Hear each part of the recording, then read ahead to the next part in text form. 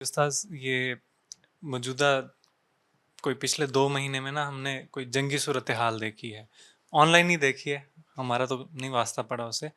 اس میں نا ایک چیز جو زیادہ دیکھنے کو ملی، جہاں پہ بحیثیت سوچنے والا ذہن مجھے بڑا افسوس ہوا، وہ یہ تھا کہ لوگوں کو موت پہ مذاق لوگ موت پہ مذاق بنا رہے تھے. آپ نے بھی بہت سنا ہوگا کہ ایک میم وار کے نام سے نا چیز دیکھنے کو ملی. پاکستان بھارت جنگ میں تو ہم نے وہ چیز دیکھی ہی دیکھی. ابھی ایران اور اسرائیل کے درمیان جو کشیدگی چل رہی ہے، اس میں بھی جو اموات ہو رہی ہیں اس پہ مذاق بنایا جا رہا ہے، اور باقاعدہ وہ جو ڈیڈ باڈیز ہیں انہی کو مختلف بگڑی ہوئی شکلوں میں پیش کرنا، اور اتنے لوگ مارے گئے اور فلاں جگہ جہنم کی شکل اختیار کر گئی. تو اس طرح کی یہ جو رویہ ہماری قوم میں نظر آتا ہے، اور خاص طور پہ میں دیکھتا ہوں کہ وہاں کے جو نوجوان ہیں، کیونکہ ایران کے نوجوانوں کے ساتھ بھی اب آن لائن تعلق بن جاتا ہے، وہاں پہ یہ چیز خاص طور پہ نظر نہیں آتی. انڈیا، پاکستان اور بنگلہ دیش، یہاں کے جو نوجوان ہیں وہ اس چیز میں زیادہ آگے نظر آتے ہیں. تو اس رویے کے ڈیولپ ہونے کی کیا وجہ دیکھتے ہیں آپ؟ اصل میں ہم نے جو پچھلے 50 60 70 سال سے دونوں ملکوں میں، انڈیا اور پاکستان، اور بھی ممالک ایسے ہوں گے جن کی ہمیں اطلاع نہیں ہے، ان کی جو تہذیبی تربیت ہے وہ نہیں کی ہم نے. بلکہ تہذیبی تربیت کا کوئی ادارہ موجود نہیں، کوئی افراد موجود نہیں، کوئی آپ اختلاف کرنے جاتے ہیں تب، آپ دشمنوں کا مذاق اڑانے جاتے ہیں جب، تو اخلاقی حدود ہمارے پتہ ہی نہیں کیا ہے.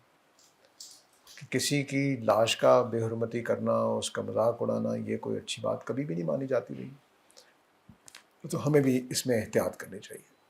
البتہ دشمن کی ناکامی پر، شکست پر قوموں کا خوش ہونا ایک نیچرل بات ہے. اس کے لیے مہذب طریقے ہوتے ہیں. وہ یہ نہیں ہوتا کہ آپ دوسروں کا مذاق اڑائیں، یہ نہیں ہوتا. تو مذاق اڑانا کبھی بھی نہیں کرنا چاہیے، تذلیل کسی کی بھی نہیں کرنی چاہیے. بس آپ جیت گئے، بس خوشی منائیں، نفل نمازیں پڑھیں کہ اللہ نے شکرانے کہ اس نے فتح دی ہے جو بھی آپ کو اگر حاصل ہوتی ہے. تو یہ تہذیبی جو چیز ہے یہ ہمارے ہاں فقدان کا شکار ہے. اور پچھلے کوئی 15 20 سال میں ہمارے ملک میں خاص طور سے مخالفین کا مذاق اڑانا، ان کے نام رکھنا، ان کو بگاڑنا، ان کی چیزیں، یہ زیادہ رواج پایا ہے. تو ہمارے ہاں یہ زیادہ تکلیف دہ صورتحال تک چلا گیا ہے.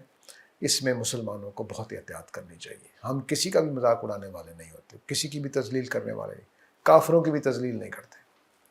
یہ ہمیں سکھایا ہی نہیں گیا.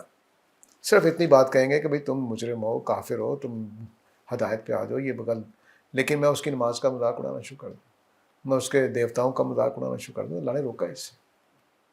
ہم نہیں کر سکتے. تو ہمیں تہذیب کی بہت زیادہ ضرورت ہے، تہذیبی تربیت کی. بڑی قومیں کبھی بھی ایسا نہیں کرتی، اور ہم وہ لوگ ہیں جنہوں نے دنیا کو تہذیب سکھائی ہے. یعنی مسلمانوں نے، جو آج کی مہذب دنیا ہے وہ مسلمانوں کی پیداوار ہے، اور ہم نے وہ چھوڑ دی ہے، انہوں نے اپنا لی. بدقسمتی یہ ہے. تو یہ ہمیں دوبارہ واپس آنا ہے اپنی جگہ پہ. قومیں اپنے مذہب کی، اپنے خدا کی، اپنے نظریات کی نمائندہ ہوتی ہیں. تو اگر ہم تہذیب یافتہ ہوں گے تو لوگ دیکھ کر ہمیں پسند کریں گے، ہمارے نظریات کو بھی پھر پسند کریں گے. اور اگر ہم گھٹیا حرکتوں پہ آ جاتے ہیں تو یہ بالکل غلط بات ہے. البتہ یہ بات اچھی ہو سکتی ہے کہ ہم موت سے ڈرنے والے نہیں ہیں، ہم گھبراتے نہیں ہیں، لیکن اس کا مطلب یہ نہیں ہوتا کہ دوسروں کی موت کو آپ ان کی ذلت کا ذریعہ بنا لیں.